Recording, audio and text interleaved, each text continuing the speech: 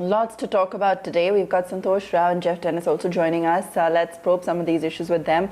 Santosh, let me start off with the kind of accelerated selling that we saw last night. Is this purely, uncertainty, seasonal nervousness, uncertainty as we head into election season around the coronavirus and news to do with that, or are we looking at something bigger here? No, I think that's fundamental. That was the reason, but I think there's more to that. There was a sense that the value was going to come back. There was going to be rotation out of tech out of growth into value. That was the general feeling. But then suddenly the market realized that the Fed stimulus was not going to happen. It's very uncertain. So all the cyclicals and all the like the retailers, the airlines, the energy stocks, they all sold up because they need the stimulus. Then there was a fear of COVID resurgence also, like you mentioned. Then Europe also was coming back. I think that started the whole sell-off today. And so there was a feeling that might come back into the U.S. And then the election results, of course, a lot of uncertainty there. And the death of the Chief Justice, the judge, Supreme Court Justice Ginsburg, added another layer of volatility and uncertainty into this whole election year and the Democratic versus Republican the fear out there. So I think all this thing mixed came into the picture, but I don't think it's really the beginning of something major. I think tech, you saw towards the end of the day, kind of came back a bit. So I think they will retain their leadership again. Tech looks like Apple and Microsoft showed that they still have some strength. So the rotation is not going to happen, looks like. It's going to be delayed. It's still going to be growth over value for a while. Okay, the rotation continues to be the big talking point there. Geoff, let's get your opinion in on this as well. This is a third week running now that we're seeing a wobbly Wall Street.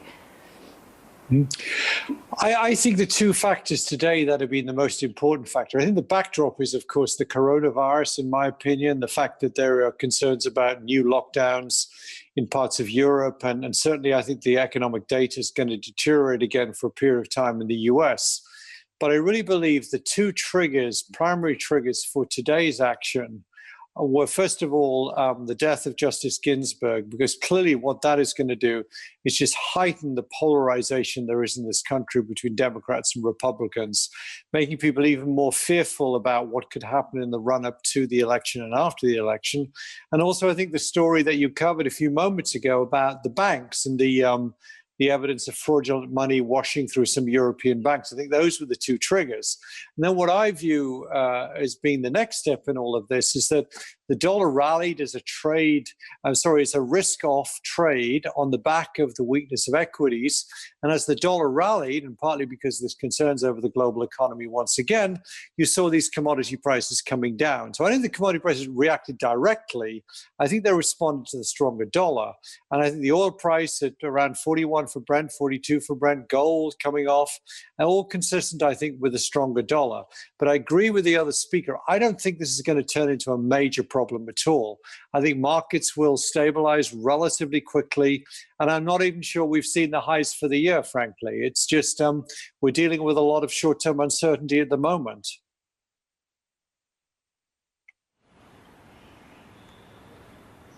Sure. Santosh, if the recovery from March is anything to go by, I would say we shall conquer this dip as well, if it were to be long-lasting at all. But the question is, what do you buy? Do you buy more of the same, the stocks that have recovered most since March, or do you bet on newer horses this time around? Yeah, I think some of the other strategists have mentioned in the past, have been mentioning rather, you have to be really picky in your stock selection. Look for companies that have good balance sheets, of course. I mean, you're looking at a turbulent outlook. So you need companies that can sustain this up and down.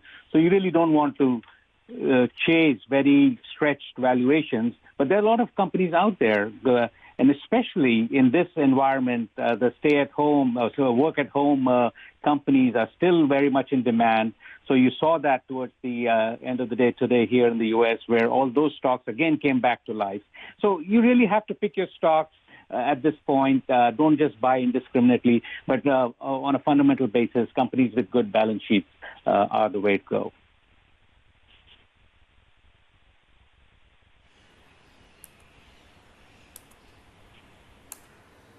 Sure. Geoff, it's not just equities, but you are seeing a correction come in other asset classes as well, be it precious metals or, for that matter, oil. Any correlation here, or would you say these are standalone incidents which are leading to correction/profit taking here? I think they're being derived from other things, frankly. As I said, a classic response when you get a big sell-off like this in equities is the dollar will rally, and that will tend to pull commodity prices down.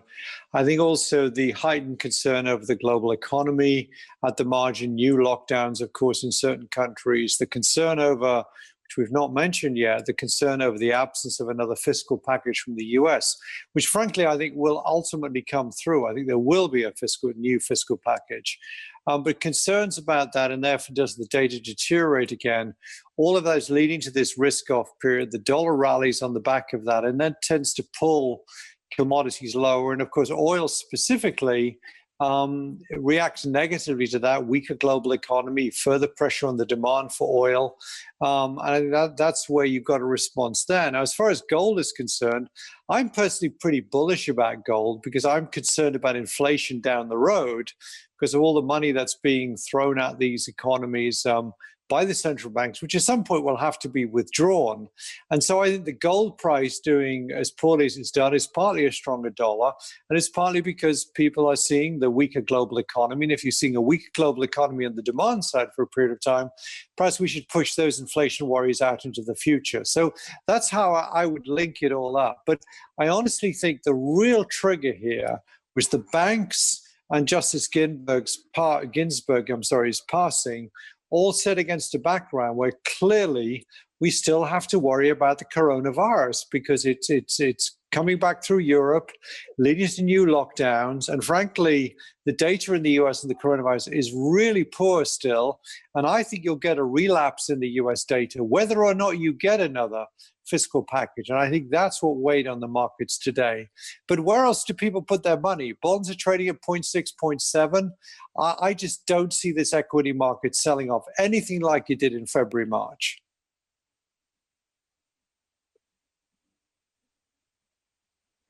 Okay, so still not nearing those kind of levels. Gentlemen, thank you so much for joining us this morning and talking us through all the factors at play, because it really is all happening, across the board as we head into trade this morning. We're going to take a very quick break. We'll be back with lots more on here.